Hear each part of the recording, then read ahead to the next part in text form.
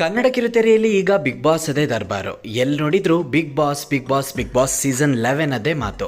So ನಮಗೆ ಸಿಕ್ಕಿರೋ ಮಾಹಿತಿ ಪ್ರಕಾರ ಈ ಕಂಟೆಸ್ಟೆಂಟ್ಸ್ಗಳು ಪಕ್ಕಾ ಈ ಬಾರಿಯ ಬಿಗ್ ಬಾಸ್ ಸೀಸನ್ 11ಗೆ ಹೋಗೇ ಹೋಗ್ತಾರೆ ಎಂಬುದು ತಿಳಿದು ಬಂದಿದೆ. ಕಂಟೆಸ್ಟೆಂಟ್ ನಂಬರ್ 1 ಜಿ ಕನ್ನಡದ ಸೂಪರ್ ಹಿಟ್ ಸೀರಿಯಲ್ ಸತ್ಯ ಇತ್ತೀಚೆಗಷ್ಟೇ ತನ್ನ ಕತೆಗೆ ಅಂತ್ಯ ಹೇಳಿತ್ತು. ಈ ಸೀರಿಯಲ್ ಅಲ್ಲಿ ಸತ್ಯ ಪಾತ್ರಧಾರಿಯಾಗಿ ನಟಿಸಿದಂತಹ ನಟಿ ಗೌತಮಿ ಜಾಧವ್ ಈ ಬಾರಿಯ ಬಿಗ್ ಬಾಸ್ ಸೀಸನ್ 11ಗೆ ಹೋಗ್ತಿದ್ದಾರಂತೆ.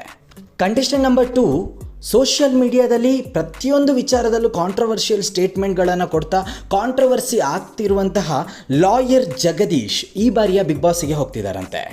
ಕಂಟೆಸ್ಟೆಂಟ್ ನಂಬರ್ 3 ಕಲರ್ಸ್ ಕನ್ನಡ ಅಭಿಮಾನಿಗಳಿಗೆ ಇವರು ಚಿರಪರಿಚಿತವಾಗಿರುವಂತಹ ಒಬ್ಬರು ನಟಿ.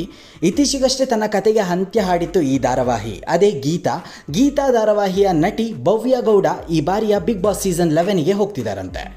Contestant number 4 Bigg Boss season 10ರ ಸ್ಪರ್ಧೆಯಾಗಿದ್ದಂತಹ ತುಕಾಲಿ ಸಂತೋಷ್ ಅವರ ಧರ್ಮಪತ್ನಿ ಮಾನಸ ಸಂತೋಷ್ ಅವರು ಇತ್ತೀಚೆಗಷ್ಟೇ ಗಿಚ್ಚಿಗಿಲಿಗಿಲಿಯ ರನ್ನರ್ ಅಪ್ ಆಗಿ ಹೊರಬಂದಿದ್ರು.